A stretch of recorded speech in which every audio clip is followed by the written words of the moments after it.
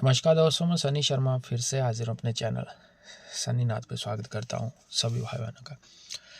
आज मैं फिर से हाजिर हूँ कि नई जानकारी के साथ भगताई करनी है तो इन नियमों को अपना लो। ज़िंदगी में इन नियमों के पक्के हो जाओ, तभी ही आपकी वाणी चलेंगी, तभी ही आपके बिगड़े काम बनेंगे, तभी ही आपको पूछा आनी है। अगर आप ये नियम नहीं अपनाओगे तो आपको ना तो पूछा आएगी, ना आपकी देवता की सिद्धि हो पाएगी, ना ही आपको जो है साधना में सफलता मिलनी है। सर्वप्रथम निवेदन रहता है, चैनल पर फर्स्ट टाइम विजिट चैनल को जरूर सब्सक्राइब करें, बेल आइकन पर क्लिक करें। लाइव चैट में आप लोग मेरे साथ फ्री में बात कर सकते हो। सभी धर्मों का आदर मान करते हो और व्यक्तिगत दायरे को ध्यान में रखते मेरा काम सिर्फ आप लोगों को जानकारी देना है। इंटरनेट की दुनिया में कोई मेरा गुरु भाई, कोई चेला, कोई गुरु नहीं, तो किसी के झांसे में नहीं पसंद है। किसी अन्य प्रकार की जानकारी के लिए आप लोग जो है मेरे साथ कंसल्ट कर सकते हो। 98 91 59 70 989595270 मेरा नंबर है।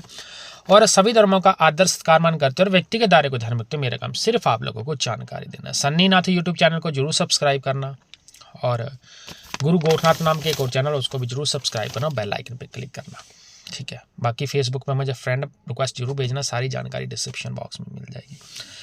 अब बात करते हैं लोगों को। सबसे बड़ा बात है कि गुरुजी मुझे पूछा नहीं आती है, पूछा के लिए मुझे क्या करना पड़ता है। देखो, किसी भी व्यक्ति को पूछा तब तक नहीं आती है जब तक वो लोग साधना के नियमों को नहीं अपनाते हैं। पहली बात, आपके ऊपर गुरु की कृपा दृष्टि होनी बहुत जरूरी है। अगर आपके ऊपर गुरु महाराज की कृपा दृष्टि नहीं हो तो आप कुछ नहीं कर सकते हो। दूसरी बात यह है कि गुरु दीक्षा लेकर साधना सिद्धि गुप्त रूप में करी जाती है। भगताई के नियम क्या रहते हैं? साधना में ब्रह्मचार्य बहुत ही ज्यादा इंपॉर्टेंट रहता है। लोगों को लगता है, लोग क्या करते हैं कि 1.25 महीने की साधना करी और 1.25 महीने बाद जो लोग विवाहित हैं, जैसे मेरे चेले हैं, तो मैं उनका एक्सपीरियंस बता रहा हूँ, 42वें दिन वो मौत के कुएं में कूद जाते हैं भाई, ठीक है ना। ये एक मौत का कुआं है भाई, इसमें नहीं जाना है। आप लोगों ने ब्रह्मचार्य खंडित नहीं करना है। आप विवाहित हो चाहे अनमैरिड हो, जितना ज़्यादा आपका इस चीज़ में कंट्रोल रहेगा उतना बढ़िया आपको साधना का रिजल्ट मिलेगा, ठीक है ना। आपने जितना कर्म कमाया, आप एक गलती की वजह से सारा कर्म वो खो दोगे, ठीक है। दूसरी बात यह है कि अगर किसी व्यक्ति के ऊपर गुरु की कृपा दृष्टि नहीं है, किसी ने गुरु नहीं बना रखा है, वो भी चलता है, तो पहला ब्रह्मचार्य, दूसरा खान पीन का ध्यान रखना, तीसरा गुप्तता का ध्यान रखना, चौथी बात ये आती है कि आपने किसी भी प्रकार के अनुभव किसी व्यक्ति के साथ शेयर नहीं करने होते हैं। जो गुरुओं के द्वारा आपको गुप्त रूप में कोई चीज़ मिली है, उस चीज़ का आपने पूर्ण प्रयोग करना है, यानी कि उसी चीज़ का ही आपने जाप ताप करना है, आपने उसी चीज़ को अच्छे से निभाना है।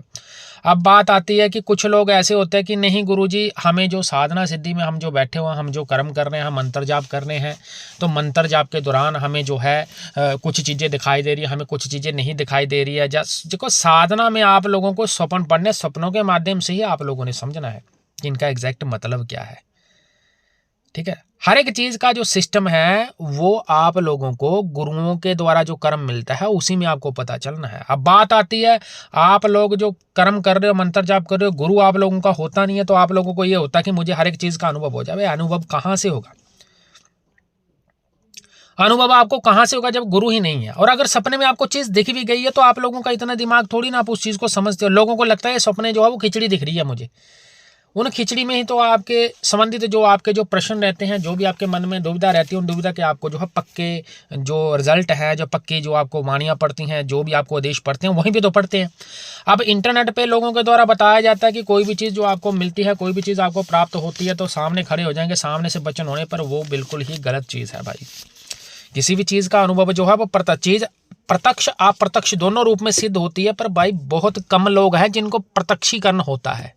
सपने में भी लोगों को चीज नहीं दिखती है, और शावर मंत्र सारे आपको अनुभव नहीं दे के जाते हैं। तो इसी रोचक जानकारी के लिए सनी यूट्यूब चैनल को जरूर सब्सक्राइब करना और मंदिर निर्माण हेतु दान पुण्य कर्म जरूर करना आदेश।